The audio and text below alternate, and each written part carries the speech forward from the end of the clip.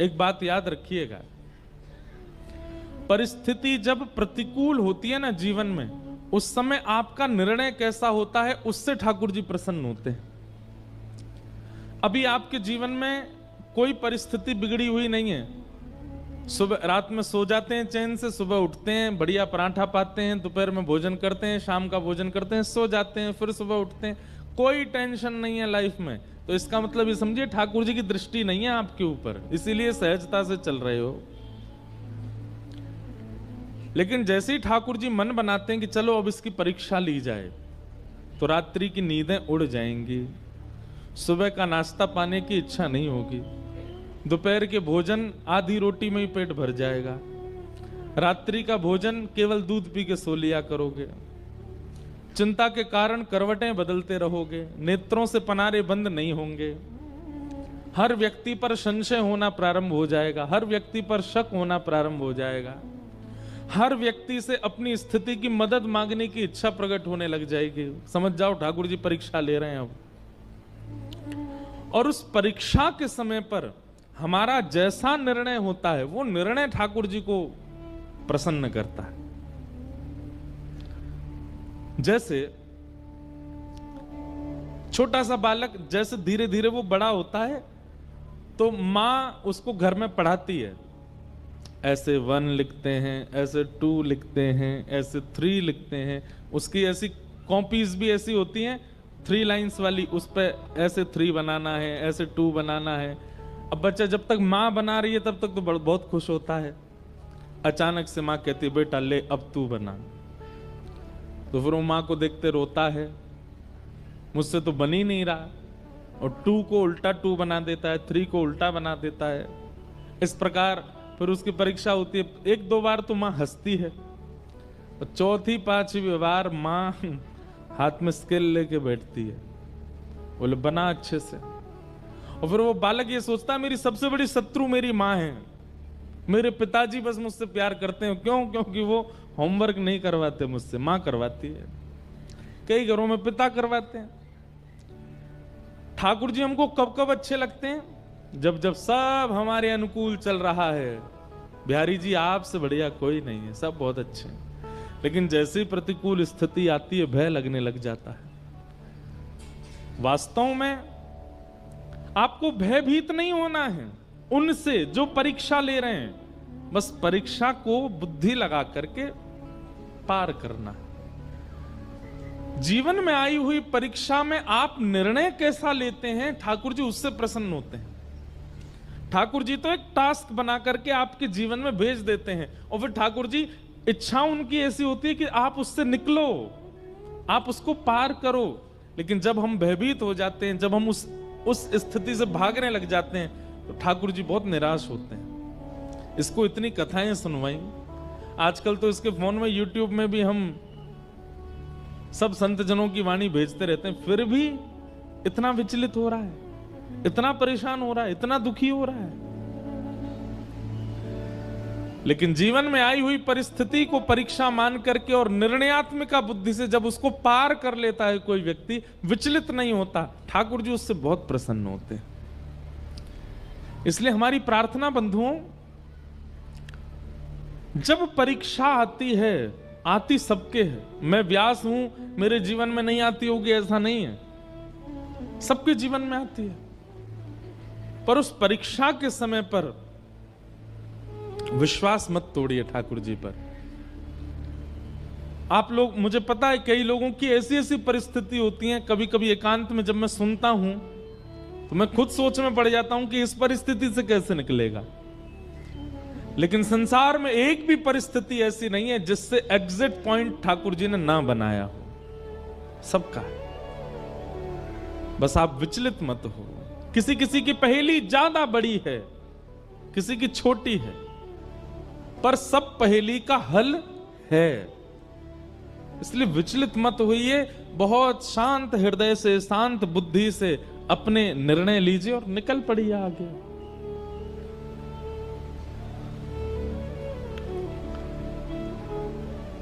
ठाकुर जी की प्रसन्नता नाम जप से है, ठाकुर जी की प्रसन्नता वैष्णव तिलक धारण से है, ठाकुर जी की प्रसन्नता एकादशी व्रत धारण से है। लेकिन ठाकुर जी की अति प्रसन्नता है कि जीवन में आने वाली विचलनताओं में आप धैर्य पूर्वक खड़े हो।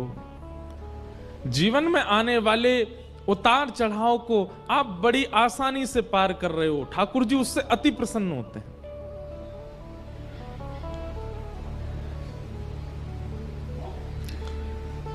द्रौपदी और पांडवों के प्रति जो ठाकुर जी का प्रेम है ना, वो इसीलिए है क्योंकि इतनी परिस्थितियां आई और पांडव टूटे नहीं, द्रौपदी टूटी नहीं।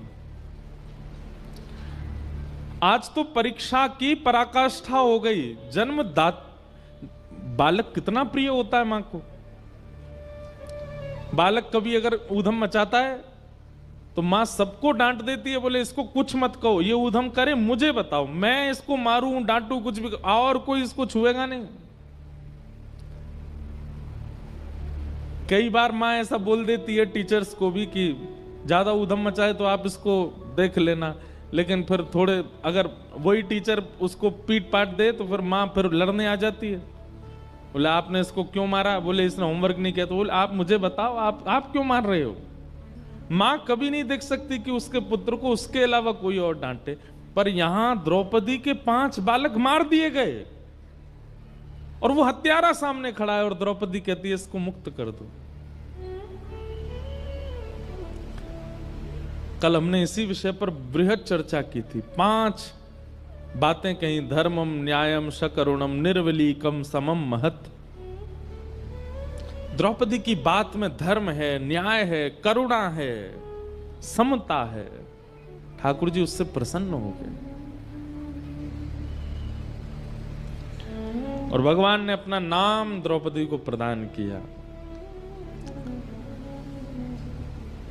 अश्वत्थामा पकड़ा हुआ था। अर्जुन बोले अब क्या करें, तो आधी दाढ़ी मूंछ और शिखा छेदन करके उसको सभा से निष्कासित कर दिया। भगवान बोले भैया अब तुम्हारा सब सुलह हो गया है, महाभारत युद्ध तुम लोग जीत गए हो, अब हस्तिनापुर की गद्दी पर बैठो, आनंद करो। अब मुझे आज्ञा दो, बहुत दिन हो गए हैं मैं द्वारिका से बाहर हूं, अब मैं वापस द्वारिका जा रहा हूं। ठाकुर जी जैसे ही रथ में आरूढ़ होकर के द्वारिका को प्रस्थान करने लगे, इतने में ही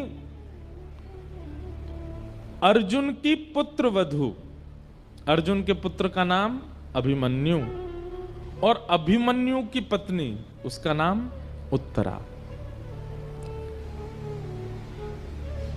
उत्तरा भगवान की ओर दौड़ी दौड़ी चली आ रही है और दोनों भुजाएं उठाकर के ठाकुर जी से क्षमा याचना करती हुई रक्षा की कामना कर रही है।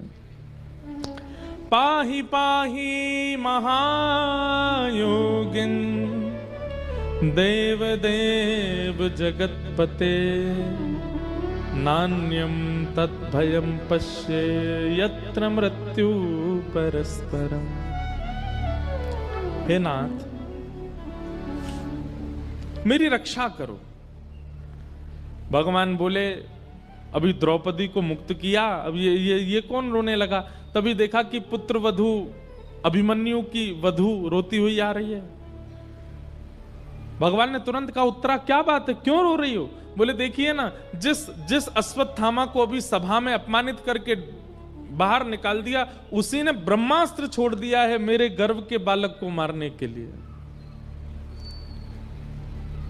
भगवान ने जैसे ब्रह्मास्त्र को देखा तो अंगुष्ठ मात्र एक और रूप धारण किया। एक रूप से तो सामने खड़े हैं और एक रूप से अंगुष्ठ मात्र रूप धारण करके गर्भ में प्रवेश किया। और भगवान की गदा का नाम है चक्रा। क्या नाम है? ठाकुर जी की गदा का नाम है चक्रा। अपनी चक्रा नाम की गदा को ठाकुर जी ने द्रुत गति से घुमाया और गर्भ के उस बालक की रक्षा हुई। बहुत सावधानी से सुनिए सब लोग। भगवान ने उस गर्भ के बालक की रक्षा की। वही बालक भविष्य में परीक्षित हुए, जो भागवत के श्रोता हैं। हमारे पूज्य पिताजी महाराज के गुरुदेव अनंत श्री विभूषित श्री रामानुज प्रपन्नाचार्य गुरुजी महाराज, मेरे दादा गुरुदेव, इतनी सुंदर बात कहते थे, इतनी पते की बात कहते थे। वे कहते थे कि इधर देख लो, सुन लो। वे कहते थे कि जिस गर्भ में ना जाना पड़े उसकी सारी योजनाएं सारे शास्त्र बताते हैं। भजन करो, नाम जप करो, पुण्य करो, सत्कर्म करो, कीर्तन करो, तिलक लगाओ, आदि आदि सब सत्क्रियाएं करो। क्यों? क्योंकि इन सब के करने से पुनर्जन्म न विद्यते, पुनर्जन्म नहीं होता, फिर एक ही जन्म में सब कट जाता है। हमारे पूज्य पिताजी महाराज गुरुदेव कहते कि गर्भ में ना आना पड़े, इसी की योजना भागवत जी बताती हैं, इसी की योजना मानस जी बताती हैं, इसी की योजना वाल्मीकि रामायण बताती हैं। और उसी गर्भ में ठाकुर जी ऐसे प्रवेश कर गए बिना कुछ विचार किए। आपको पता है, जब मां के गर्भ में बालक होता है, श्रीमद् भागवत के तृतीय स्कंद में कपिल विभूति संवाद में जंतु स्तुति है। वहां पर भगवान कहते हैं कि नरक से भी ज्यादा कष्टदायी होता है मातृगर्भ। कभी आपको अवसर लगे, हमने एक कथा की थी नासिक में 1 महीना की, उस कथा में आप लोग सुनिएगा। वहां कपिल विभूति संवाद हमने विस्तार से कहा था। तब वहां ये स्तुति गाई थी कि गर्भ का बालक जो स्तुति गाता है वो स्तुति कैसे करता है। गर्भ के बालक की इतनी भयावह परिस्थिति होती है, जरा सी दुर्गंध आ जाए तो हमसे बैठ पाना मुश्किल होता है, लेकिन मल मूत्र के भरे हुए एक टब में वो बालक उल्टा पड़ा ही रहता है 9 महीने तक। और ऐसा कहते हैं कि उसकी जो त्वचा होती है वो इतनी कोमल होती है और मां के पेट के जीवाणु धीमे धीमे उसको काटते हैं, कभी कभी इतनी पीड़ा देते हैं।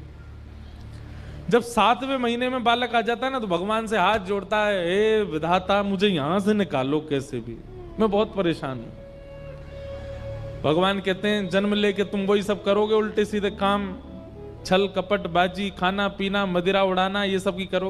बोले आपको सौगंध खा के कह रहा हूं, इतना भजन करूंगा कि दोबारा यहां ना आना पड़े मुझे। लेकिन जैसे ही जन्म लेता है, पहचानना प्रारंभ करता है, ये बुआ है, ये फूफा है, ये चाचा हैं, ये चाची हैं, ये दादी हैं, ये दादा हैं, ये पत्नी है, ये बच्चे हैं। धीरे धीरे भूल जाता है ठाकुर जी को दिया हुआ वचन। बीच बीच में ठाकुर जी संदेशा भिजवाते हैं गुरुजनों के द्वारा, हाँ भाई कथा सुन लो। ये सब क्या सुनना हमको। और फिर से उसी गर्भ में जाने की पूरी योजना बना लेता है, क्रियाओं को खराब करके, स्वभाव को गंदा करके, दूसरों के साथ छल कपट करके क्या करते हैं हम, पुनर्गर्भ में आने की सारी योजना बनाते हैं। और सुनिए, कर्म के अनुसार पुनर्गर्भ मिलेगा तो कई लोगों को लगता है इसमें क्या बुराई है, ठीक है हम फिर से जन्म ले लेंगे, लेकिन कहां मिलेगा ये तो नहीं पता ना। हो सकता है मानव के गर्भ में नहीं गए, कुकर सूकर के गर्भ में गए, तो मानव तो फिर भी बहुत सदा हुआ भोजन करता है, वो लोग तो कुछ भी खा लेते हैं, और वो जो खाते हैं वो सब बालक को पीड़ा देते हैं भीतर। कई बार तो आपको विश्वास नहीं होगा, जन्म देके जानवरों की जो माताएं होती हैं वो जन्म देके अपने बालकों को ही खा जाती हैं। अब सोचो, कोई आना चाहता है, पुनर्जन्म लेना चाहता है, लेकिन फिर भी अपनी क्रिया नहीं सुधारता, स्वभाव नहीं सुधारता, अपने वचन नहीं सुधारता, अपने नियम नहीं सुधारता, योजना पूरी बनाता है पुनर्जन्म की। तो पूरी बात हम ये कहना चाहते हैं कि पुनर्जन्म ना लेना पड़े, उसी की योजनाएं सारी बताई गई। मातृगर्भ में ना आना पड़े, पीड़ा ना सहनी पड़े, उसी की योजना सब बनाते हैं। तो फिर भगवान कैसे उत्तरा के गर्भ में प्रवेश कर गए। हमारे पूज्य गुरुदेव भगवान, दादा गुरुदेव भगवान कहते कि भैया परीक्षित राजा है इसलिए बचाने गए नहीं, परीक्षित अर्जुन का होने वाला नाती है इसलिए बचाने गए। द्रौपदी के पुत्रों को भी बचा सकते थे ठाकुर जी। ये उत्तरा के गर्भ के बालकों को क्यों बचाया भगवान ने? तब गुरुदेव भगवान कहते हैं, क्योंकि ठाकुर जी को पता है कि भविष्य में मेरी कथा का प्रथम श्रोता होगा, ये मेरी कथा का श्रोता बनने वाला है। ठाकुर जी को अपना कथा का श्रोता इतना प्रिय है कि उस प्रिय श्रोता की रक्षा के लिए गदा लेकर के ठाकुर जी गर्भ में प्रवेश किए और ब्रह्मास्त्र को नष्ट कर दिया। इसलिए आप यदि कथा में बैठे हैं तो अपना सौभाग्य मनाइए। ठाकुर जी को श्रोता इतने प्रिय हैं कि श्रोताओं के लिए ठाकुर जी गर्भ में प्रवेश करके रक्षा कर देते हैं। और केवल श्रोता की रक्षा नहीं करी है भगवान ने, वहां वक्ता श्री शुकाचार्य जी महाराज, उन्होंने भी जन्म बाद में लिया, गर्भ में मातृ दर्शन, भगवत दर्शन पहले किया।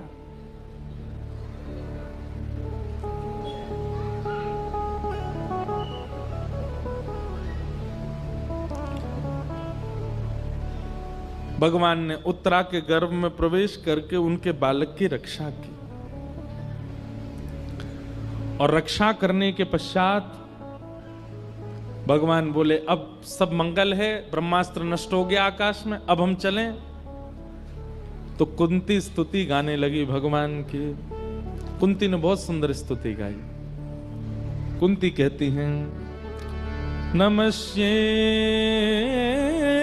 पुरुषं पाद्यम ईश्वरं प्रकृते परम अलक्ष्यं सर्वभूतानामन्तर्बहिरवस्थितं माया जवनिकाच्छन्नः आज्ञादोक्षजमव्ययम् न लक्ष्यसे मूढदृशां नटो नाट्यधरो यथा कि तथा परमहंसानां मुनीनाममलाशनां भक्तियोगविधानार्थं कथं पश्येम हि स्त्रियः। कुंती ने भगवान की स्तुति गाई। विस्तार का अवकाश नहीं है, आज नंदोत्सव है ठाकुर जी का। अभी प्रथम स्कंद पर हम हैं, धीमे धीमे सब प्रसंगों को स्पर्श करते हुए चलेंगे आगे। कुंती ने भगवान की स्तुति गाई। भगवान कुंती की स्तुति सुन के अब द्वारिका प्रस्थान करने लगे। तो पांडवों में श्री युधिष्ठिर जी रोने लगे। भगवान ने युधिष्ठिर की ओर देखा, क्यों रो रहे हो भैया? तब युधिष्ठिर के मन में आया कि मैंने बहुत बड़ा अत्याचार कर दिया महाभारत युद्ध के द्वारा, मुझे नरक जाने से कोई नहीं बचा पाएगा। तब भगवान ने सोचा कि मेरे संग रहते हुए मेरी आज्ञा से युद्ध करने पर भी इनको संशय है अपनी गति पर। समझ रहे हैं बात को? बहुत ध्यान से सुनिए सब लोग। ठाकुर जी कह रहे हैं कि मैं साथ खड़ा था और पूरा युद्ध का नेतृत्व मैं कर रहा था, फिर भी युधिष्ठिर को संशय है अपनी गति पर। आप यदि भागवत सुनते हैं, आप यदि कथा श्रवण करते हैं, सत्संग करते हैं, रसिक जनों की वाणी सुनते हैं, और उसके बाद कभी आपको संशय होने लग जाता है अपने जीवन पर, ठाकुर जी को बहुत पीड़ा होती है, तो फिर कथा क्यों सुनते हो? रसिक जनों की वाणी क्यों सुनते हो? आपको अपने जीवन पर संशय कैसे हो सकता है?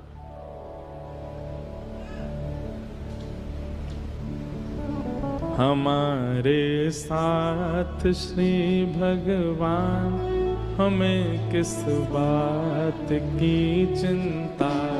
हमारे साथ श्री भगवान, हमें किस बात की चिंता।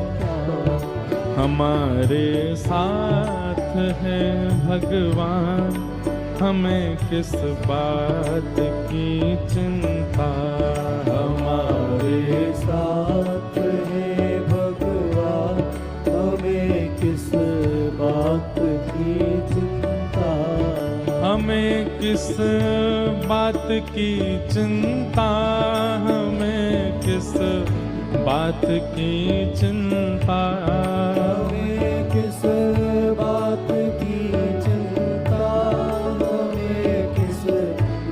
बात की चिंता। हमारे साथ हैं भगवान, हमें किस बात की चिंता। हमारे साथ है भगवान, हमें किस बात की चिंता। हमारे साथ हैं भगवान, हमें किस बात की चिंता। हमारे साथ है भगवान, हमें किस बात की चिंता। किया करते हो क्यों दिन रात तुम बिन बात की चिंता। किया करते हो तुम दिन रात क्यों बिन बात की चिंता। तेरे स्वामी को रहती है तेरी हर बात की चिंता। तेरे स्वामी को रहती है तेरे हर बात की चिंता। ये भाव या ये बात केवल इसलिए कह रहे हैं कि आप लोगों ने अब कथा सुन ली है, आप लोग वृंदावन हो आए हो, एक बार गुरु दीक्षा ग्रहण कर ली है, किसी गुरु के परमाश्रित हो चुके हो। अब आप लोगों को अपने जीवन पर संशय नहीं होना चाहिए, चिंता नहीं होनी चाहिए। विश्वास कीजिए, ठाकुर जी के समर्पित होने के बाद में अब ये भरोसा दृढ़ होना चाहिए कि बस अब चाहे जो हो जाए हमारे ऊपर कोई दिक्कत नहीं आने वाली। जैसे अर्जुन, पूरे महाभारत युद्ध में कौरवों के हर योद्धा का एक ही टारगेट है कि अर्जुन को घेरना है। युधिष्ठिर सामने से निकल जाता है ना तो योद्धा कहते कोई बात नहीं, इसको निकलने दो। भीम निकल जाता, निकलने दो। नकुल सहदेव अर्जुन को पकड़ो, कहां है? और अर्जुन ठाकुर जी के पीछे खड़ा है, बिल्कुल चिंता नहीं। अब आप सोचिए 18 दिन के युद्ध में एक बाण तो लगा होगा अर्जुन को। जब इतनी बड़ी सेना का एक ही केंद्र बिंदु है तो अर्जुन को एक बाण तो कहीं खरोंच ही आ गई होगी। कुछ नहीं हुआ अर्जुन को। क्यों? करिष्ये वचनम तव। ठाकुर जी को अपना रथ का सारथी बना करके उसने समर्पित कर दिया। मेरे जीवन की ये रथ डोर आपके हवाले, नाथ जहां ले चलो मैं तैयार हूं। और कौरवों के उस विशाल सेना के समुद्र को आकाश से जब देवता देखते थे ना, कौरवों की सेना ऐसे लगती थी जैसे कोई विशाल समुद्र में लहर उठ रही हो, और पांडवों की सेना ऐसी लगती थी जैसे 2-4 नदियां मिल गई हों। लेकिन उस विशाल कौरव सैन्य सिंधु को भगवान ने ऐसे पार करा दिया अर्जुन को, जैसे कोई छोटे से बालक को गाय के खुर का गड्ढा लंघवा देता। एक बार भी यदि जीवन में कथा का आश्रय और ठाकुर जी का आश्रय लिया है, फिर चिंतित मत होइएगा कि ध्रुव प्रहलाद गणिका गज अजामिल को उबारा था। कि ध्रुव प्रहलाद गणिका गज अजामिल को उबारा। कि ध्रुव प्रहलाद गणिका गज अजामिल को उबारा था। प्रहलाद गणिका गज अजामिल को उबारा था।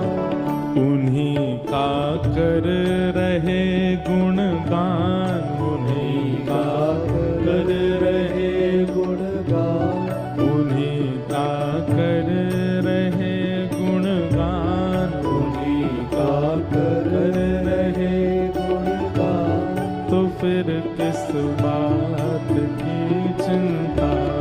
उन्हीं का कर रहे गुणगान, तो फिर किस बात की चिंता।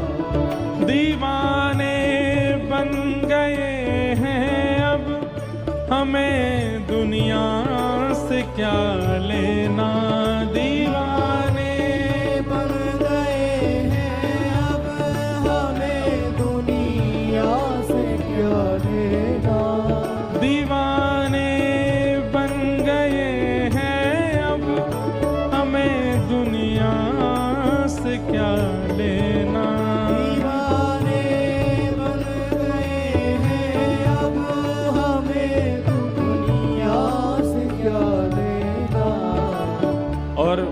समर्पित व्यक्ति का लक्षण क्या है, वो सब दे देता है ठाकुर जी को।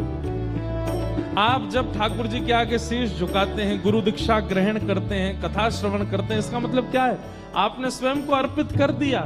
सभी कुछ कर दिया जब दान, सभी कुछ कर दिया जब दान, सभी कुछ कर दिया जब दान, सभी कुछ कर दिया जब दान, तो फिर किस बात की चिंता। सभी कुछ कर दिया जब दान, तो फिर किस बात की चिंता। हमारे साथ श्री भगवान, हमें किस बात की चिंता। हमारे साथ श्री भगवान, हमें किस बात की चिंता। दीवाने बन गए हैं अब, हमें दुनिया से क्या लेना। दीवाने बन गए हैं अब, हमें दुनिया से क्या लेना। दीवाने बन गए हैं अब, हमें दुनिया से क्या लेना। दीवाने बन गए हैं अब, हमें दुनिया से क्या लेना। सभी कुछ कर दिया जब दान, सभी कुछ कर दिया जब दान, सभी कुछ कर दिया जब दान, सभी कुछ कर दिया जब दान, तो फिर किस बात की चिंता। सभी कुछ कर दिया जब दान, तो फिर किस बात की चिंता। हमारे साथ हैं भगवान, तो फिर किस बात की चिंता। हमारे साथ है भगवान, तो फिर किस बात की चिंता। युधिष्ठिर का रोना ठाकुर जी को अच्छा नहीं लग रहा है। भगवान बोले, महाभारत युद्ध की पूरी योजना मेरे नेतृत्व में हो रही है, अर्जुन को चिंता नहीं है, लेकिन युधिष्ठिर रो रहा है। और क्या कह के रो रहा है कि अब मुझे नरक में भी स्थान नहीं मिलेगा, मैंने बहुत बड़ा गलत काम कर दिया, मैंने महाभारत युद्ध करके बहुत गलत कर दिया। ठाकुर जी बोले, इसको विश्वास ही नहीं है मुझ पर। तब भगवान बोले, अब अपने प्रति मैं कैसे विश्वास प्रकट करवाऊं कि भाई मुझ पे भरोसा कर। तब भगवान बोले कि जब मैं स्वयं किसी का विश्वास अपने प्रति प्रकट नहीं करवा पाता, तो फिर वह विश्वास कोई भक्ति प्रकट करवाता है। एक बात कहें, आपसे बुरा नहीं मानिएगा, यदि आपने कभी सत्संग नहीं किया होता, कथा नहीं सुनी होती, किसी संत का आश्रय नहीं लिया होता, किसी वक्ता की वाणी नहीं सुनी होती, और कहीं आपको सुनाम की गली में साक्षात श्री बिहारी जी प्रकट होकर दर्शन दे देते, तो आप क्या करते? भैया सुबह सुबह कोई और काम नहीं है, आ गए हो सज धज के, चलो कहां से आए हो, कौन हो, क्या नाम है आपका, काम धंधे का समय, कहां से आए हो, चलो निकलो यहां से। बिहारी जी कहेंगे, वाह भाई, हमें जाने ही ना है, हम तो प्रेम ही ना है, पर हमें भरोसा ना आया है। ये विश्वास, ये रूप माधुरी का दर्शन, ये उनके प्रति समर्पण कौन करवाता है? कथा ही तो करवाती है, कोई भक्ति ही तो करवाता है। तो ठाकुर जी बोले, युधिष्ठिर के चित्त में जो अविश्वास प्रकट हुआ है, इसको विश्वास में परिवर्तित करने के लिए अब कोई भक्त का आश्रय लेना पड़ेगा। तभी भगवान को याद आया कि ओहो, बाणों की सैया पर लेटे मेरी प्रतीक्षा कर रहे हैं भीष्म पितामह, चलो उनके पास। और भगवान पांडवों को लेकर के भीष्म पितामह के पास गए। भीष्म पितामह को इच्छा मृत्यु का वरदान है, इच्छा मृत्यु का वरदान। इच्छा मृत्यु का वरदान मतलब जब तक वो ना चाहें, चाहे शरीर बीच से अलग कर दिया जाए, मरेंगे नहीं। छन्नी तो बना ही दिया, रोम रोम में बाण लगा है भीष्म पितामह के, बाणों के सैया पर लेटे हैं। लेकिन प्राण नहीं गए। क्यों? उन्होंने इच्छा मृत्यु के वरदान को सार्थक किया। और क्या विचार करके सार्थक किया? कि मैं ऐसे प्राण नहीं त्यागूंगा। मेरे प्राण कब निकलेंगे? बोले शंख चक्र गदा पद्मधारी द्वारिकाधीश मेरे सामने खड़े होंगे, उनके नेत्रों में मैं निहार रहा हूंगा, उनसे दो बातें हृदय की कर लूंगा, उसके बाद मेरे प्राण निकलेंगे। अब उससे पहले चाहे मेरे शरीर को कोई बीच से काट दे, मेरे प्राण नहीं निकलेंगे। मृत्यु देवी सामने खड़ी है हाथ जोड़ करके, महाराज आपके रोम रोम में बाण लगा है, रक्त की एक बूंद नहीं बची अब अंदर। अब तो मुझे आज्ञा दीजिए कि मैं आपको ले चलूं। भीष्म पितामह बोले खड़ी रहे, जब तक श्याम सुंदर नहीं आएंगे उनका दर्शन नहीं कर लूंगा, प्राण नहीं त्यागूंगा मैं एक बात कहता हूं बंधुओं कि इच्छा मृत्यु का वरदान प्रत्येक मानव को मिला हुआ है। ध्यान से सुनिएगा, इच्छा मृत्यु का वरदान प्रत्येक मानव को मिला है। लेकिन बात यहां अटक जाती है कि मानव ने कभी मृत्यु की इच्छा ही प्रकट नहीं की। कोई भी व्यक्ति मृत्यु की इच्छा प्रकट करता ही नहीं, उसको जीवन की ही इच्छा है, जीवित रहने की ही इच्छा है।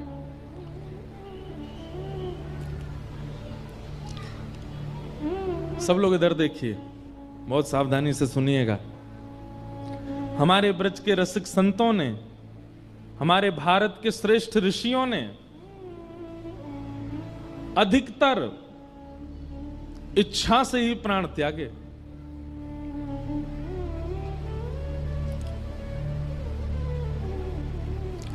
मृत्यु की इच्छा बलवान नहीं है उनके आगे, हमारे आगे है। पर हमारे ब्रज के और भारत के कई ऋषियों ने अपनी इच्छा से प्राण त्यागे।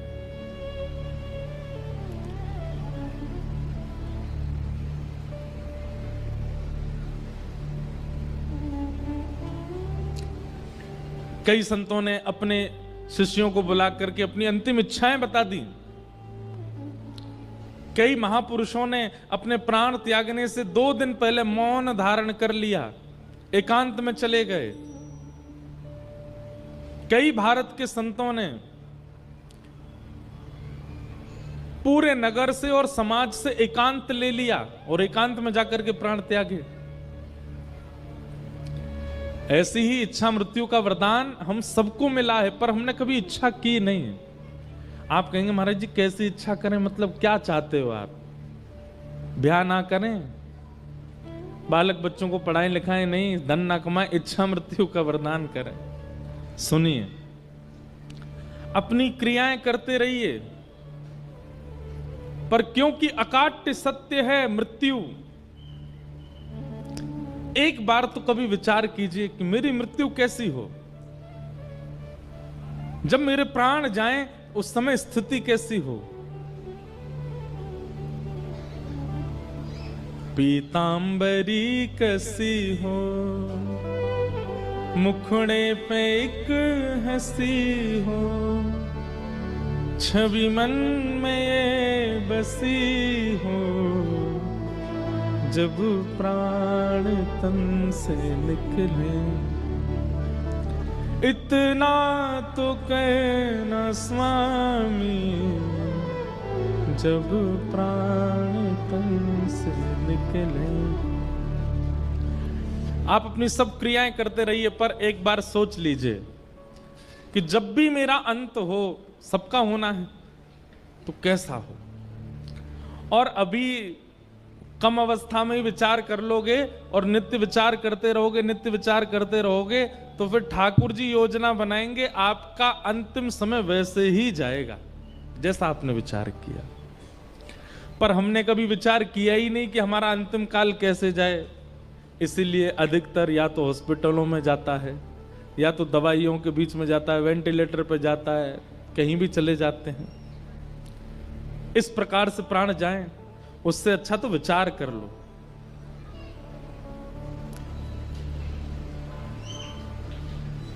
इच्छा मृत्यु। हम सुनाम से वृंदावन जाएं, राधा रमन, राधा वल्लभ बिहारी जी सब जगह दर्शन करें, और सब जगह दर्शन करने के बाद में और फिर श्री राधा वल्लभ लाल जी की प्रसादी पावें। वहीं पर एक रसिक महापुरुष की कथा चल रही हो, उनकी कथा श्रवण कर लें, वृंदावन की परिक्रमा करें, ब्रजरज माथे से लगावें, खूब हरिनाम संकीर्तन करते हुए नृत्य करें। सायंकाल का समय हो जाए, सूर्यास्त हो रहा हो, लोग दीपदान कर रहे हैं यमुना जी में, और हम श्री यमुना जी के तट पर बैठे हैं, रज में सुख आसन में बैठे हैं, नेत्र बंद हो जाएं, और तभी श्री प्रियालाल जी के सुंदर अंग की सुगंध नाक में आने लगे। नेत्र खोल करके देखें तो सामने श्याम वर्ण की श्री यमुना जी में से दिव्य ठाकुर जी का स्वरूप प्रकट हो जाए।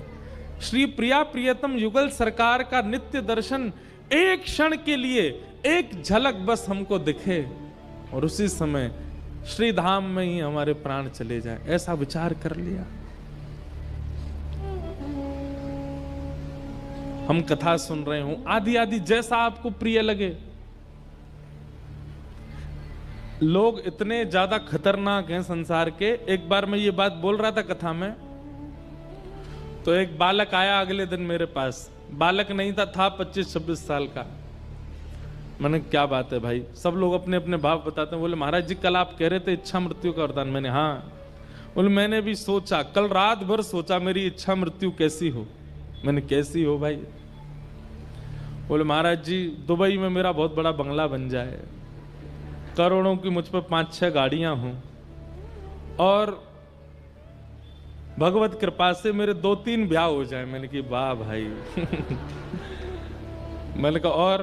बोले मेरी मनचाही वस्तु जो मैं पाना चाहता हूं उसको मैं खा लूं, खा करके मेरा पेट भरा हो, गाड़ियों की इच्छा, घर की इच्छा, धन की इच्छा, पत्नी की इच्छा, बच्चों की इच्छा सब पूरी करके खूब प्रसाद पा करके यहां तक अपना पेट भरूं, और महाराज सभी मेरे प्राण निकल जाएं। मैंने कि भाग जा, दिखना नहीं मुझको। लोग इतने खतरनाक हैं कि वो संसार के विषयों को सोच के भी प्राण त्यागने में राजी हैं।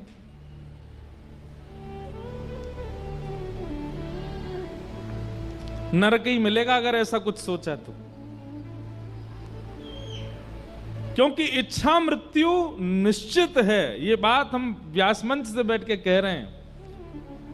अगर विचार कर लिया और नित्य अपने भजन से पहले नित्य चिंतन किया जाए मेरे अंतिम काल ऐसा हो, और फिर उसके बाद अपना साधन करें, अपना भजन करें, अपना गुरु मंत्र करें, अपना नाम जप करे, नित्य इसी प्रकार की क्रिया करता रहे, उसका अंत फिर वैसा ही होगा जैसा उसने सोचा है। इसलिए आप सब कथा में बैठे हो, कथा श्रवण कर रहे हो, एक सुंदर इच्छा मृत्यु का विचार कीजिए कैसी हो। यहां से बाहर मृत्यु की चर्चा करना अपशगुन है। पंडाल से बाहर मृत्यु की बात करो तो लोग बात कहते हैं भाई ऐसी गलत बात नहीं करते, पर यहां मृत्यु की बात करना ही सगुन है। श्रीमद् भागवत तो मरना ही सिखाती है कि मृत्यु कैसी हो।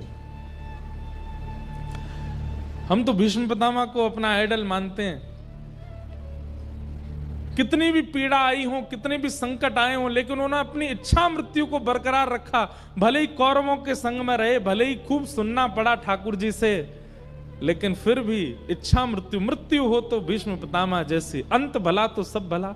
जीवन में आपने क्या किया संसार के लोग सब भूल जाएंगे, पर अंत आपका कैसा था सब याद रखेंगे। भीष्म पितामह का अंत श्रेष्ठ था। बाणों की सैया पर लेटे हैं और तभी द्वारिकाधीश पांडवों के साथ चलते हुए आ रहे हैं। भीष्म पितामह प्रसन्न हो गए, बस मैं अब अपने इच्छा पूरी करूंगा। ठाकुर जी सामने आकर के खड़े हुए। भीष्म पितामह बोले बस सदैव देवो भगवान प्रतीक्षता।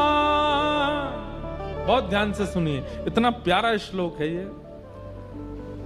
सदैव देवो भगवान प्रतीक्षता कलेवरं यावदिदं हनोम्य प्रसन्न हासारुणलोचलो लस मुखाम्बुजो ध्यान पतश्चतुर्भुज। कभी कभी मन करता हम कैसे बोलेंगे ऐसे ठाकुर जी से, क्या कह रहे हैं भीष्म पितामह। जैसे ही ठाकुर जी सामने आके खड़े हुए तो ठाकुर जी का स्वभाव है टिकते तो है नहीं, न क्यों हिल रहे हैं, ऐसे हिल रहे हैं, कभी आंख झपक रहे हैं, कभी ए अर्जुन इधर आ, कभी युधिष्ठिर को बुला रहे हैं, कभी नकुल सहदेव को खींच रहे हैं, द्रौपदी से कह रहे हैं तू भी इधर आ। भीष्म पितामह बोले बहुत देर हो गई नाटक करते करते, सीधे खड़े रहो मेरे सामने, ये हिलो डोलो नहीं ज्यादा, मेरे पास समय बहुत कम है। भगवान स्थिर हो गए। ठाकुर जी बोले क्यों? बोले आपको देखते देखते मैं अपने प्राण त्यागने वाला हूं, और जब तक मेरे प्राण नहीं निकले आंख की पलक भी नहीं गिरनी चाहिए आपकी। डांट करके बोल रहे हैं ठाकुर जी को, हिलो नहीं। ठाकुर जी बोले भाई तुझे इच्छा मृत्यु का वरदान, तेने कहीं 10 साल तक सोच ली कि मरना ही नहीं है तो? पितामह भीष्म बोले तो फिर 10 साल खड़े ही रहे ना, आपको निहारता रहो। अब ना मैं पलक झपकूंगा ना आप झपको, बहुत देर हो गई, बहुत समय निकल गया, बहुत मुश्किल से हाथ पड़े हो, अब अपने जीवन के अंत को मैं सफल बनाऊंगा, मेरे सामने स्थिर होकर खड़े हो जाइए। तो कहते हैं ठाकुर जी का मुख थोड़ा सा मुरझा गया। जैसे जबरदस्ती किसी को खड़ा कर दो तो उसके मुख से पता चल जाता है कि जबरदस्ती करिए इसके संग। कई बार ब्याहों में देखते हो ना, दुल्हा खुश ही नहीं लगता, पता चल जाती है कि जबरदस्ती करवा रहे हैं। दुल्हन खुश नहीं लगती, दुल्हन पता चल जाता जबरदस्ती हो रही है। ठीक जैसे जबरदस्ती वाला दुल्हा जैसा लगता ना, वैसे ठाकुर जी हो गए। मुकुट तो पहना है, मोर पिच्छ तो लगाया, श्रृंगार तो किया, पर चेहरे पर न कहूं प्रसन्नता नहीं। भीष्म पितामह बोले अरे अरे अरे ये क्या हो रहा है? ठाकुर जी बोले अब क्या हो गया? ये मुखमंडल की मुस्कान कहां चली गई आपकी? ठाकुर जी बोले हमको घबराहट हो रही है, तुम कब प्राण त्यागोगे, हम कब तक खड़े रहेंगे यहाँ पे? बोले बस इतने में ही घबरा गए? और खुद जो हमको 84 लाखों में नचाते रहते हो उसमें तब घबराहट नहीं होती आपको? जैसे तैसे हाथ पड़े हो मेरे सामने, खड़े रहो। और कैसे खड़े हो? बोले प्रसन्न हासारुणलोचलोल्लसत् शब्द है। भीष्म पितामह कहते हैं प्रसन्न हो जाइए, आपके ये दो जो कपोल हैं ये गुलाब जामुन की तरह फूल जाने चाहिए, इतनी जोर से प्रसन्न होइए। और ऐसी स्थिति में आपको देखते हुए मैं अपने प्राण त्यागूंगा। भगवान जबरदस्ती मुस्कुरा रहे हैं, ले भैया देख ले। और भीष्म पितामह ठाकुर जी को देखते हैं, नेत्र सजल हो गए। और भीष्म पितामह ने भगवान की स्तुति गाई। इतिमति रूप कल्पिता वितृष्णा भगवत सात्वत पुंगवे विभुम्ने स्वसुखमुपगते क्वचिद विहर्तुम प्रकृतिमुपेयुष यद्भव प्रवाह त्रिभुवन कमनं तमालवर्णं रविकर गौरवराम्बरं दधाने वपुरल ककुलावृताननाब्जं विजय सखेरतिरस्तु मेन वद्य। बहुत सुंदर स्तुति है भीष्म पितामह की। अनेक बार मैंने विस्तार किया है भीष्म स्तुति का, लेकिन अंतिम श्लोक कहूं।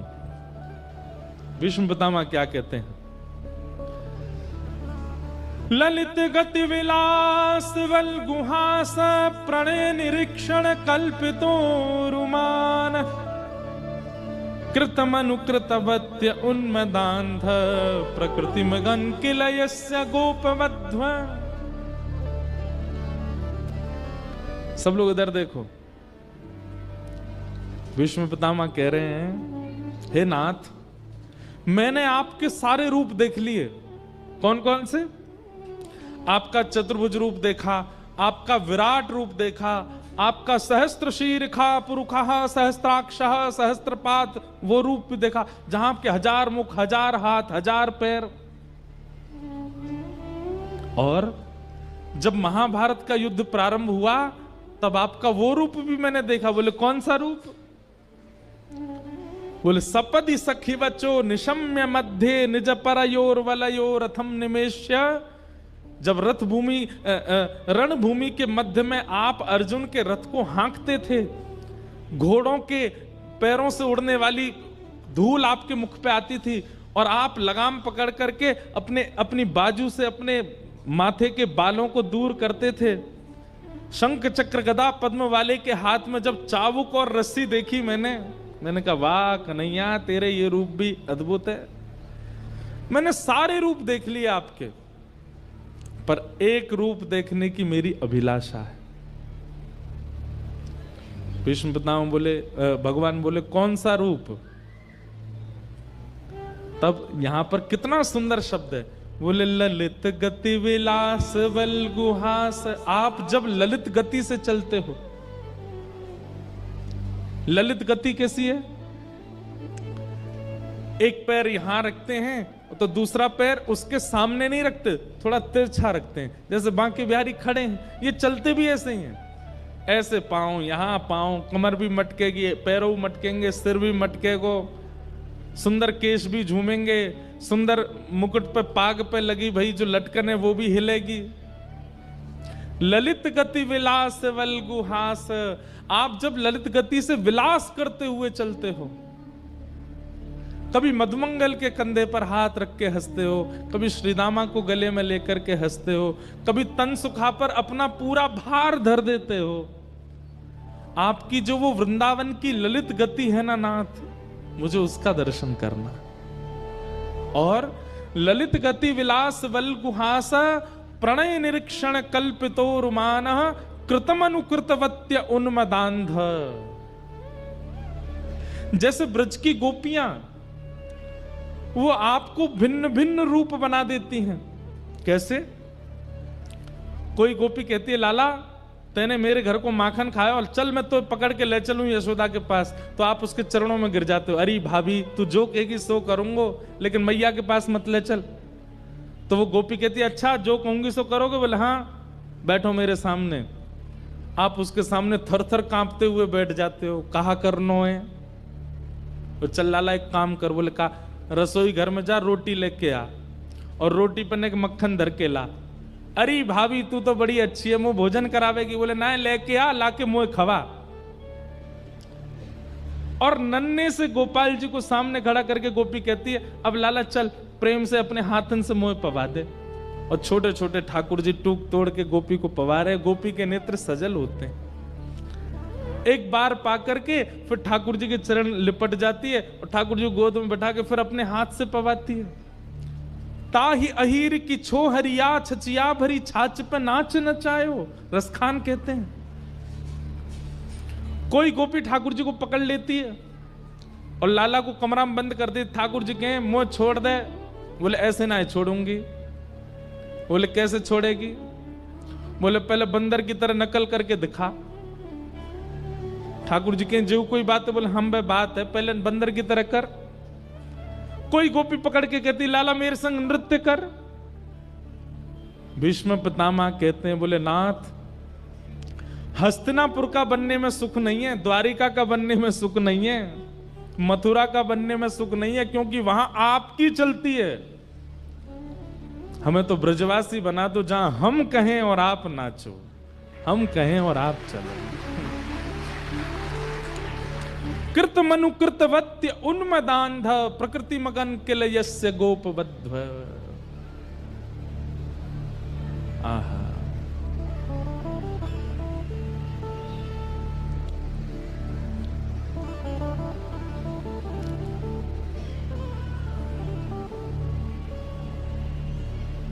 वो ललित गति का मुझे दर्शन करना है। हमारे अष्ट साहब के सखा गाते हैं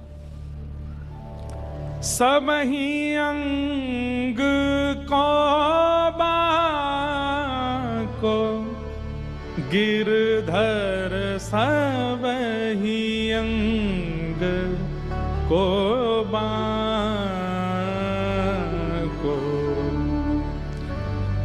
एक भी अंग ठाकुर जी का सीधा नहीं है, सब ही अंग को बांको।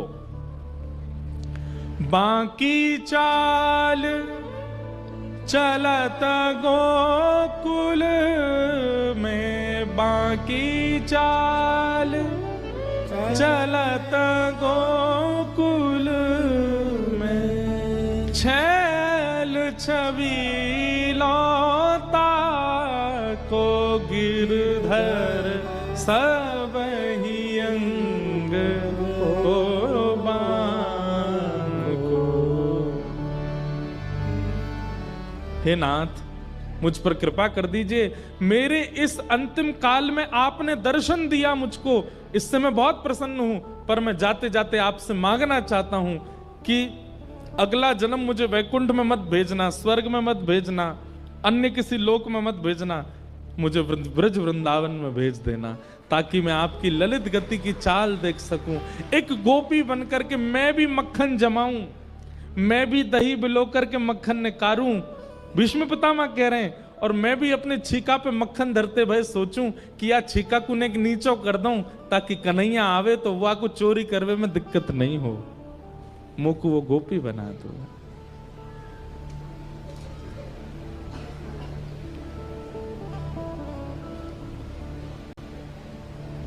ठाकुर जी भीष्म पितामह से बहुत प्रसन्न हो गए। भीष्म पितामह ने अपनी स्तुति के अंत में व्रज को याद किया और पितामह भीष्म ने अपने प्राण त्याग दिए, भगवान द्वारिका को चले गए। यहां पर परीक्षित का जन्म हुआ। धीरे धीरे परीक्षित बड़े हुए। अर्जुन ने एक बार आकर के संदेश सुनाया कि द्वारिकाधीश लीला पूरी करके चले गए। परीक्षित को राज्य गद्दी पर बिठा करके पांचों पांडव स्वर्गारोहण को चले गए। परीक्षित की आयु ज्यादा बड़ी नहीं, छोटे से थे। ब्राह्मणों के नेतृत्व में बहुत कम अवस्था में 6-7 वर्ष की अवस्था में परीक्षित राजा बन गए। बताओ, एक छत्र सम्राट बन गए। लेकिन ब्राह्मणों के निर्देश में राजपाट संभालने लगे। धीरे धीरे बड़े हुए, उनका विवाह हुआ, जन्मेजय आदि पुत्र हुए। एक दिन परीक्षित को कलयुग मिला। बैल के पैर काट रहा था काला काला व्यक्ति। परीक्षित ने उसको मारने का प्रयास किया तो चरणों में गिर गया और कहा, महाराज मुझे मत मारिए, मैं ब्रह्मा के द्वारा बनाया गया हूं। परीक्षित बोले, कौन हो तुम? बोले, सतयुग के बाद त्रेता आता है, त्रेता के बाद द्वापर, और द्वापर के बाद मेरी आगमन होता है कलयुग। मैं कलयुग हूं। कलयुग नाम सुनते ही परीक्षित घबरा गए। बोले, तुम कैसे आए? बोले, जैसे ही भगवान धराधाम छोड़ करके गए, मेरा आगमन हो गया। परीक्षित ने कहा कि मेरा राज्य छोड़ के जाना पड़ेगा। कलयुग ने कहा, मैं नहीं जा सकता, ये युग व्यतिक्रम है, आप कृपा करके मुझे कुछ स्थान दे दीजिए, मैं वहीं रहूंगा। तो द्यूतम पानम स्त्रिय सूना यत्रा धर्मस चतुर्विधः पुनश्च याचमानाय जात रूप मदात प्रभो। ये 2 श्लोकों में 5 स्थान हैं कलयुग के। जुआ, मदिरापान, परस्त्री गमन, हिंसा और अनीति से कमाया गया धन। इन 5 स्थानों पर कलयुग निवास करता है। अब इनका विस्तार अगर मैं करूं तो इन 5 का विस्तार बहुत बृहद हो जाएगा।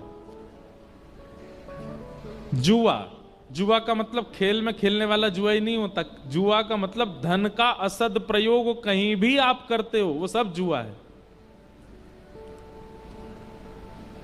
पानम, अपनी जिह्वा पर किसी भी ऐसे पदार्थ को आप धारण करते हो जिससे आपका दिमाग अनकॉन्शियस हो जाता है, नशा होने लगता है, वो सब पानम की दृष्टि में आता है। तीसरा है परिस्त्री गमन। एक पत्नी व्रत धारण करके रहना है। पत्नी होने के पश्चात किसी के प्रति कुदृष्टि होना ये पाप है। पति होने के पश्चात किसी अन्य पुरुष के प्रति भाव होना ये पाप है। द्यूतम पानम स्त्रिय, और चौथा स्थान बताया सूना, यानी कि हिंसा, जबरदस्ती। कोई बात इतनी बड़ी नहीं है फिर भी लड़ाई करनी है। उसने मुझसे ऐसा बोला क्यों, उसने ऐसा किया क्यों, इसका मुंह फोड़ूंगा मैं। ये जबरदस्ती के कलेश करने की जिनकी बहुत मनस्थिति होती है, उनको वो भी कलयुगी हैं। जैसे पता चल जाए, ए सुन, पता है कल तेरे बारे में ऐसे ऐसे कह रहे थे, क्या कह रहे थे? बोले वो नहीं याद मुझे क्या कह रहे थे, बस कह रहे थे, बस पूरी रात सोया नहीं, दिन भर सोया नहीं, उन लोगों के बीच में पहुंच गया, लड़ने लगा, उनको ब्लॉक मार दिया सब जगह से, ले बेटा।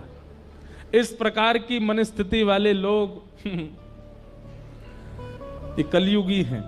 हिंसा में उनकी बड़ी रुचि होती है, लड़ने झगड़ने में बिल्कुल पीछे नहीं रहते। और अंतिम कलयुगी लोगों का लक्षण क्या है? बिना मेहनत के धन कैसे मिल जाए, इसकी विचारधारा में जो लगे रहते हैं।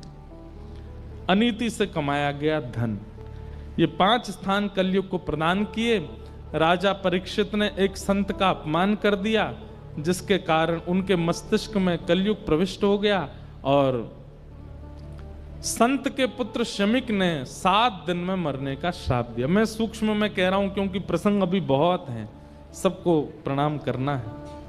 आप सब लोग तैयार होके बैठे हैं, पीले पीले बने आए हो, ठाकुर जी को नंदोत्सव होना है, इसलिए बस क्रम पूरा कर रहे हैं। परीक्षित जी महाराज को 7 दिन में मरने का श्राप लगा, पर वो विचलित नहीं हुए। जैसे ही उन्हें पता चला कि मुझे 7 दिन में मरने का श्राप लगा है, तुरंत अपना मुकुट उतार दिया, अपने पुत्र को बुला करके उसको पहना दिया और कहा, बेटा अब तुम राज शासन संभालो। पत्नी को बुला के कहा, बिल्कुल विचलित मत होना, मैं सौभाग्यशाली हूं, संसार का कोई व्यक्ति जानता ही नहीं है कि उसकी मृत्यु कब होगी, अगले क्षण भी हो सकती है, पर मैं ये जानता हूं कि 7 दिन से पहले मेरी मृत्यु नहीं होगी, 7वें दिन ही होगी, इसलिए मैं अपना कल्याण कर सकता हूं। मतलब जीवन में होने वाली स्थिति को नकारात्मक वे में ना सोच करके उसमें कोई सकारात्मक बुद्धि रखता है, ये एक वैष्णव का लक्षण है। कोई काम जिसके लिए आप वर्षों से लगे थे, अंत में आकर के वो नहीं बना। संसारी व्यक्ति तो टूट जाएगा, लेकिन वैष्णव वो टूटेगा नहीं, वो उसके प्रति भी कोई सकारात्मक भाव रखेगा। शायद ये काम बन जाता, बनने के बाद में कुछ बहुत बड़ी घटना हो जाती, इसलिए ठाकुर जी ने बनने ही नहीं दिया, ऐसी विचारधारा। परीक्षित की सोच कितनी अच्छी है। परीक्षित कहते हैं कि संसार का कोई भी व्यक्ति नहीं जानता कि उसकी मृत्यु कब होगी, पर मैं जानता हूं कि मैं 7 दिन से पहले तो नहीं मरूंगा। इसलिए देवी, इन 7 दिनों को मैं भगवत अर्पित करना चाहता हूं, मुझे आज्ञा दो। पत्नी की आज्ञा लेकर के परीक्षित वन में चले गए और वन में उन्हें श्री अनेक संत मिले, तभी वहां श्री सुखदेव जी का आगमन हुआ। बोलो सुखदेव जी महाराज की। सुखदेव जी महाराज जैसे आकर के मंच पर विराजमान हुए, परीक्षित ने चरणों में प्रार्थना करते हुए कहा, महाराज जल्दी मरने वाले की मुक्ति का उपाय बताओ। जिसके जीवन के केवल 7 दिन बचे हैं, उसको मुक्ति प्राप्त करने के लिए क्या करना चाहिए, कृपा कर आप मुझे आज्ञा दें। और यहां से श्री सुखदेव जी बोलना प्रारंभ करते हैं। अब देखो एक बात सुनिएगा, सब लोग इधर देखो, सावधानी से सुनो। सुखदेव जी का प्रसंग प्रारंभ हो रहा है। कोई भी साधु, कोई भी संत, कोई भी वक्ता, कोई भी वैष्णव यदि कभी कुछ कहने जाता है ना, उसका स्वभाव है वो पहले अपने इष्ट को वंदन करेगा, उसके बाद ही कुछ बोलेगा। हम कथा प्रारंभ करते हैं उससे पहले अपनी परंपरा से जो पूज्य पिताजी महाराज व्यास मंच पे मंगलाचरण करते हैं, वही मंगलाचरण करेंगे। आप सब लोग प्रणाम करके चले जाते, उसके बाद हम 5-6 श्लोक बोलते हैं, उसके बाद कीर्तन कराते हैं, फिर कथा प्रारंभ करते हैं। सीधे कहना नहीं शुरू कर देते। लेकिन यहां पर एक आश्चर्य हुआ कि सुखदेव जी महाराज मंच पर बैठे और परीक्षित ने जिज्ञासा की, जल्दी मरने वाले की मुक्ति का उपाय बताओ। इन्होंने ना तो इष्ट को प्रणाम किया, ना अपने गुरु को प्रणाम किया, ना किसी परंपरा के श्लोकों का स्तवन किया, सीधे उसको उत्तर देना प्रारंभ कर दिया कि वरीयाने शते प्रश्न क्रतो लोक हितम नृप आत्मवित् सम्मत पुंसाम। वरीयानेशते प्रश्नः कर्तो लोक हितम नृप आत्मवित् सम्मतः पुंसाम श्रोतव्यादिषु यः परः। इसका मतलब क्या है? अगर वैष्णव बिना इष्ट को प्रणाम करने बोलने लग जाए तो हो सकता है कहीं ना कहीं वो हमारे किसी भाव से अप्रसन्न है। या फिर हमने जो जिज्ञासा की है वो जिज्ञासा उचित नहीं है, इसीलिए। और वही बात हुई। सुखदेव जी महाराज कहते हैं, बोले राजन, तुमने जो ये प्रश्न किया है ना, जल्दी मरने वाले की मुक्ति का उपाय क्या है, अगर तुमने लोक हित के लिए ये प्रश्न किया है, संसार के लिए ये प्रश्न किया है कि संसार के जो लोग जल्दी मरने वाले हैं वो अपनी मुक्ति कैसे प्राप्त करें, तो तुम्हारा प्रश्न अच्छा है। लेकिन अगर ये प्रश्न कहीं तुमने अपने लिए किया है तो ये उचित नहीं है। परीक्षित बोले, मतलब 7 दिन में मेरी मृत्यु होनी, मैं अपने लिए ही तो पूछूंगा। मैंने संसार के लिए पूछा हो तो ये प्रश्न अच्छा है, अपने लिए अगर पूछ रहा हूं तो गलत है। इस बात का क्या मतलब हुआ?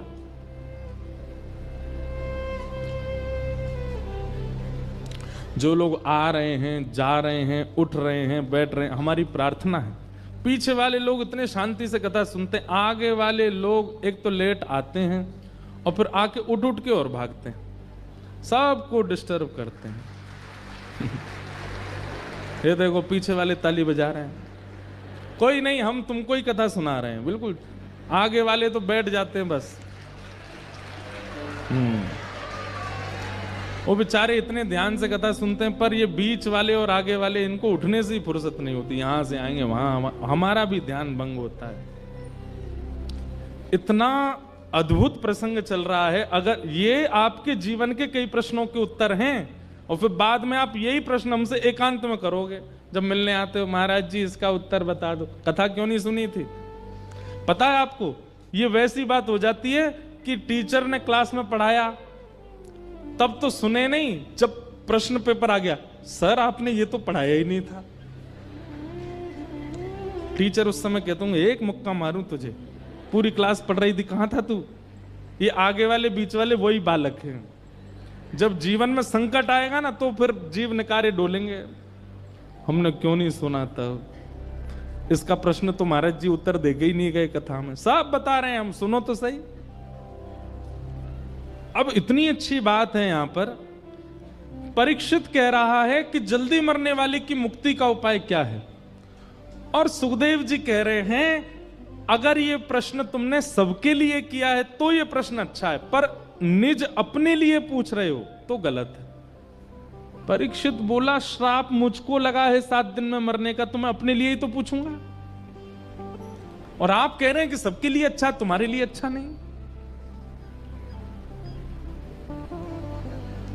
कितनी सुंदर बात। सुखदेव जी कहते हैं, परीक्षित ये प्रश्न तुम्हारे लिए उचित इसलिए नहीं है क्योंकि तुम कौन हो, ये बड़ी बात है। संसार के लोग सामान्य हैं, पर तुम कौन हो? मैं पांडवों का वंशधर, बोले नहीं, गलत उत्तर दिया तुमने। मैं पृथ्वी का एक छत्र सम्राट परीक्षित, बोले यह भी गलत उत्तर है। तो फिर मुझे क्या उत्तर देना चाहिए? तब श्री सुखदेव जी महाराज कहते हैं, तुम वो बालक हो जिसकी मृत्यु को भगवान ने टाला था। तुम वो बालक हो जो अपनी मातृ गर्भ में प्राण त्यागने वाला था, पर ठाकुर जी ने आकर के तुमको बचाया। तुम वो बालक हो। तुम वो बालक हो जिसने जन्म बाद में लिया है, गर्भ में भगवान का दर्शन पहले किया है। और ऐसा बालक, बात सुनो, ऐसा बालक जिसकी रक्षा स्वयं प्राणनाथ ने की हो, जिसकी रक्षा स्वयं संसारनाथ ने की हो, जगन्नाथ ने की हो, वो बालक मेरे सामने हाथ फैला के कह रहा है जल्दी मरने वाले की मुक्ति का उपाय बताओ। तुम तो पहले ही मुक्त हो चुके हो क्योंकि तुम्हारी रक्षा भगवान ने की है। ठाकुर जी की एक झलक किसी पर पड़ जाए, ठाकुर जी का स्पर्श किसी को हो जाए, ठाकुर जी के भ्रमण के दायरे में, जहां ठाकुर जी भ्रमण कर रहे हो उस दायरे में अगर कोई जीव जंतु भी आ जाए उसकी भी मुक्ति हो जाती है। तुम तो वो बालक हो जिसने अपनी मातृ गर्भ में भगवान का दर्शन किया, तुम मुक्ति की कामना कैसे कर सकते हो? सीधी बात यह है परीक्षित, तुम पहले से ही मुक्त हो, तुम्हें मुक्ति की कामना नहीं करनी है, तुम्हारी मुक्ति तो होगी होगी, क्योंकि तुम तो ठाकुर जी के संस्पर्श के बालक हो। इसलिए ये प्रश्न अगर तुम अपने लिए कर रहे हो तो ये उचित नहीं है, क्योंकि तुम्हारी मुक्ति से कोई अभिप्राय नहीं है। शुक्राचार्य जी महाराज कहते हैं भगवान ने मां के गर्भ में प्रवेश करके तुमको केवल इसलिए बचाया कि एक दिन तुम मुक्ति मांगो। वही मुक्ति जो पूतना को भी मिली है, वही मुक्ति जो शूर्पणखा को भी मिली है, वही मुक्ति जो कुंभकर्ण को भी मिली है, वही मुक्ति जो रावण को भी मिली है, वही मुक्ति जो कंस को भी मिली है, वही मुक्ति जो अघासुर, बकासुर, धेनुकासुर सारे असुरों को यह मुक्ति मिल चुकी है, वही मुक्ति परीक्षित भी मांग रहा है। तो फिर भगवान ने तुम्हारी मां के गर्भ में तुमको बचाया क्यों? ठाकुर जी को कोई उम्मीद है तुमसे, इसलिए। एक बात बताएं बंधुओं, लगभग संसार का हर व्यक्ति अपने जीवन में एक बार तो ऐसी स्थिति से निकल के आता है जहां वो मृत्यु के बिल्कुल किनारे पे खड़ा था और वो बच जाता है। बस कैसे कृपा हो जाती है, क्या होता है, इसका मतलब क्या है?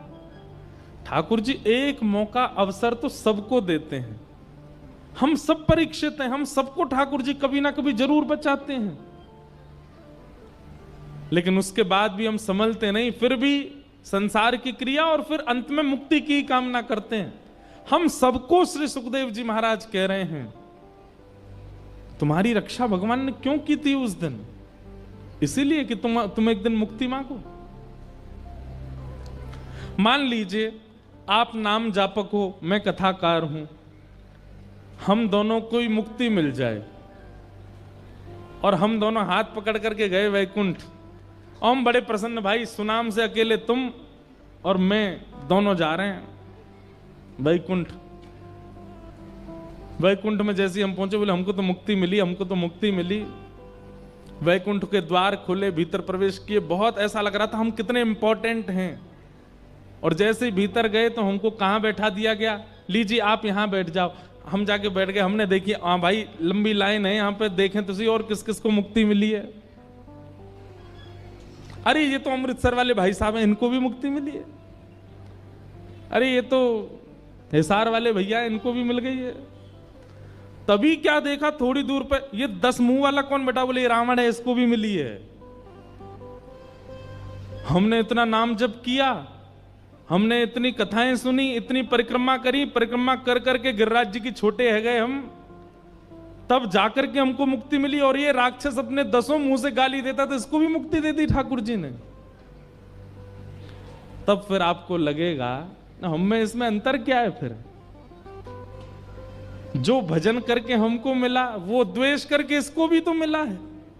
क्योंकि गोस्वामी जी कहते हैं भाव कुभाव अनख आलसहु, नाम जपत मंगल दिश दशहु। भाव से कुभाव से कैसे भी ठाकुर जी को स्मरण करते हो, मंगल तुम्हारा होगा। मुक्ति की कामना नहीं। परीक्षित, मुक्ति तो तुमको मिली हुई है। परीक्षित ने हाथ जोड़ के कहा तो फिर इन 7 दिनों का मैं क्या करूं? ये जो 7 दिन मुझे मिले इसका मैं क्या करूं? बोले यह भी प्रश्न है कि उस ब्राह्मण बालक ने तुमको 7 दिन में मरने का ही क्यों कहा? ऐसा क्यों नहीं कहा कि अभी इसी वक्त तक्षक सर्प डस दे और राजा परीक्षित की मृत्यु हो जाए? उसने ऐसा क्यों कहा कि अगले 7 दिन में मृत्यु हो? यह भी तुम्हारे ऊपर कृपा है। मुक्ति के लिए 7 दिन की आवश्यकता नहीं। हमारे शास्त्र कहते हैं जिस व्यक्ति ने जीवन भर पाप किया हो, सारे गलत काम किए, जीवन में कोई काम नहीं छोड़ा, और वो अपने अंतिम स्थिति में अंतिम श्वास ले रहा हो और उसी समय कोई रसिक आकर के कान में एक बार बोल दे श्री राधा, श्री कृष्ण, श्री वृंदावन, श्री गिरिराज, श्री गोवर्धन। एक नाम भी कोई बोल दे और उसके प्राण निकल रहे हों, भले ही उसने जीवन में कितने भी पाप किए हों, अंतिम काल में यदि कान में कोई भगवान नाम आ गया और उसके प्राण निकल गए, तो यहां स्पष्ट लिखा है योगिनाम नृप निर्णीतम हरेर नामानुकीर्तनम। हरि का नाम यदि अंतिम काल में कान में पड़ गया तो मुक्ति निश्चित है। फिर जीवन के सारे आपके चैप्टर क्लोज कर दिए जाएंगे। इसने गलत खाया, गलत पिया, गलत व्यवहार किया, सब खत्म। अंत में भगवान नाम सुन लिया, वैकुंठ। परीक्षित, मुक्ति के लिए 7 दिन जरूरी नहीं होते, एक क्षण बहुत है। तुमको 7 दिन मिले हैं। परीक्षित बोले भगवान अब मैं क्या करूं, मुझे बताओ। बोले तुम मुक्ति मत मांगो तो क्या मांगू? बोले भक्ति मांगू। बोले इन दोनों में अंतर क्या है? इतना सुंदर अंतर बताते हैं। मुक्ति का मतलब मृत्यु के बाद भगवान का दर्शन, और भक्ति का मतलब जीते जी भगवान का दर्शन। अब तुम्हारा उद्देश्य ये नहीं होना चाहिए कि 7 दिन बाद तक्षक सर्प डसे और विमान आए और तुमको वैकुंठ ले जाए। तुम्हारा उद्देश्य अब ये होना चाहिए 7 दिन बाद तक्षक सर्प आए, उससे पहले शंख चक्र गदा पद्मधारी श्रीमन नारायण आ जाएं और जीवित अवस्था में तुमको दर्शन दे दें, उसके बाद तुम्हारी मृत्यु हो। तुम्हारा उद्देश्य ये होना चाहिए। अपनी जीवित अवस्था में प्राण वायु भीतर है, नेत्र खुले हों, कान खुले हों, और उस क्षण ठाकुर जी दिखें, फिर प्राण त्यागें। हमारी स्थिति क्या प्राण त्यागने के बाद भगवान से मिलना है? नहीं, जीवित अवस्था में मिलना है। और प्राण त्यागने के बाद भगवत दर्शन को मुक्ति, जीवित अवस्था में भगवत दर्शन को भक्ति। भक्ति मांगो। परीक्षित की स्थिति ऐसी हो गई, अब उनको चिंता नहीं थी मृत्यु की, अब तो चरण पकड़ लिए। बोले मुझे मुक्ति भुक्ति कुछ नहीं चाहिए। मैं एक भाव गाता हूं। मुक्ति भुक्ति ना मागत केवल, मुक्ति भुक्ति ना मागत केवल। हमें मुक्ति नहीं चाहिए तो अपनो जान निहारो किशोरी राधे। जान निहारो किशोरी राधे। अपनो जान संभालो किशोरी राधे। अपनो जान संभालो किशोरी राधे। मोहे तो भरोसो है तेरो रे किशोरी राधे। मोहे तो भरोसा है तेरो रे किशोरी राधे। मोहे तो भरोसो है तेरो रे किशोरी राधे। मोहे तो भरोसा है तेरो रे किशोरी। एक बार दोहरा के गाइए। मुक्ति भुक्ति ना मागत केवल। मुक्ति भुक्ति ना मागत केवल। मुक्ति भुक्ति ना मागत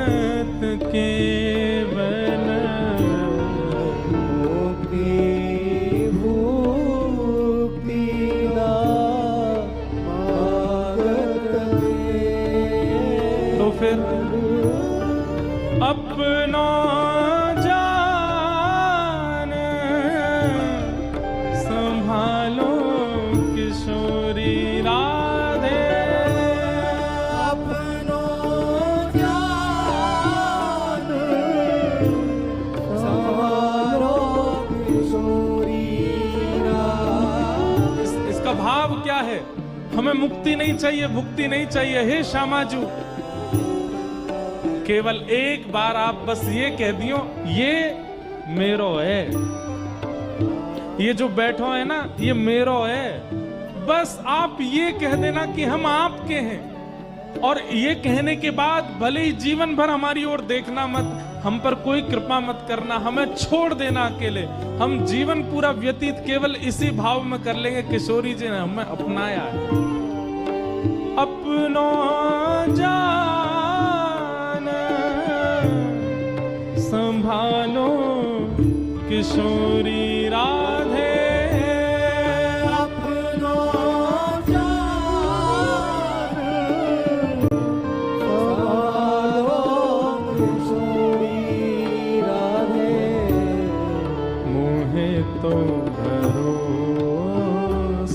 है तेरो रे किशोरी राधे, मोहे तो भरोसा है तेरो रे किशोरी राधे, मोहे तो भरोसा है तेरो री किशोरी राधे, मोहे तो भरोसा है तेरो रे किशोरी राधे, मोहे तो भरोसा है तेरो री किशोरी राधे, मोहे तो भरोसा है तेरो रे किशोरी राधे, मोहे तो भरोसा है तेरो रे किशोरी राधे, मोहे तो भरोसा है तेरो रे किशोरी राधे, साधनहीन दीन में राधे, साधनहीन दीन में राधे, तुम करुणामयी प्रेम अगाधे,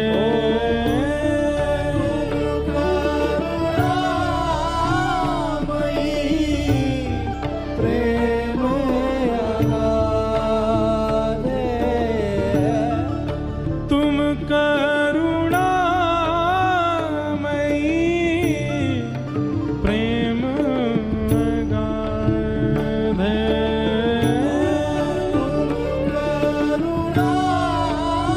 करुणामयी प्रेम अगाधे,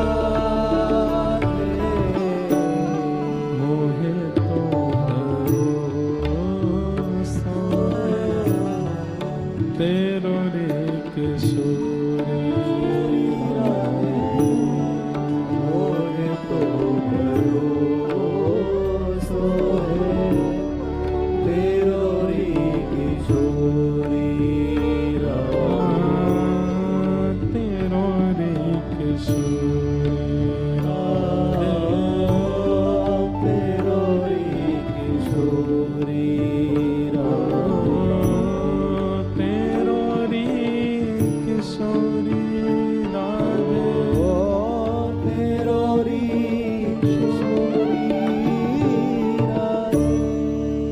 और कोई कामना नहीं है हमारी। और ये बात मैं नहीं कह रहा हूं, ये स्वयं श्री परीक्षित जी महाराज को सुखदेव जी समझा रहे हैं कि मुक्ति की कामना मत रखो, भागवत जी के प्रति तो भक्ति की कामना रखो, और केवल ये कामना रखनी है कि मृत्यु हो उससे पहले एक बार बस ठाकुर जी प्रसन्न होकर कह दें कि हाँ मैंने तू स्वीकार कर लियो, बस फिर चाहे प्राण चले जाएं।